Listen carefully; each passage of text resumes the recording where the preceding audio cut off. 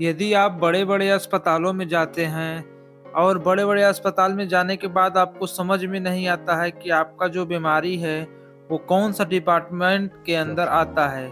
तो उसके बारे में मैं आपको जानकारी दूँगा जिससे कि आप अगर बड़े अस्पताल में भी जाते हैं, आराम से अपनी बीमारी का इलाज करा सकते हैं, वो भी बिना किसी से पूछे हुए।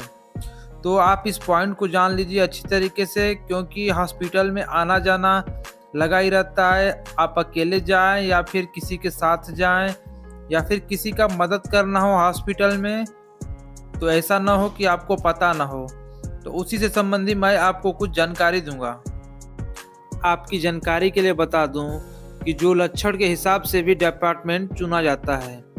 जैसे बुखार, खाँसी, कमज़ोरी है, तो जनरल मेडिसिन या फिर फिजिशियन को आप दिखा सकते हैं।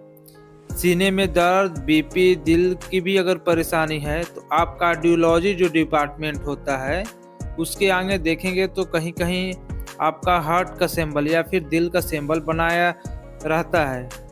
सिर दर्द, चक्कर या फिर लकवा संबंधी जो रहता है, वो न्यूरोलॉजी डिपार्टमेंट के अंदर आता है। यदि आपके हड्डी में प्रॉब्लम आ रहा है जैसे हड्डी दर्द, फ्रैक्चर, कमर दर्द या फिर हड्डी से परेशानी जो भी आपका आ रहा है, वो आपका ऑर्थोपेडिक्स के अंदर आता है।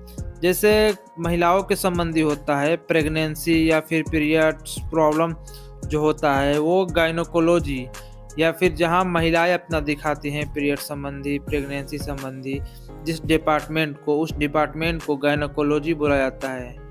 ठीक है, वैसे अगर छोटे बच्चे हैं, अगर वो बीमार हैं तो उसे आप किस डिपार्टमेंट के अंदर दिखाएंगे?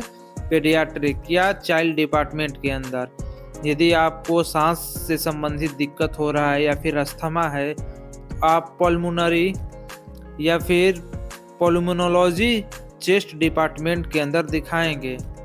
पेट दर्द, गैस, लीवर समस्या अगर है आपको तो गैस्ट्रोलॉजी के अंदर दिखाएंगे। यदि आपके अगर दांतों में दर्द या फिर परेशानी हो रहा है, जैसे दांत सड़ा हुआ है, यदि आपको दांत लगवाना है तो आप डेंटल डिपार्टमेंट के अंदर जाएंगे।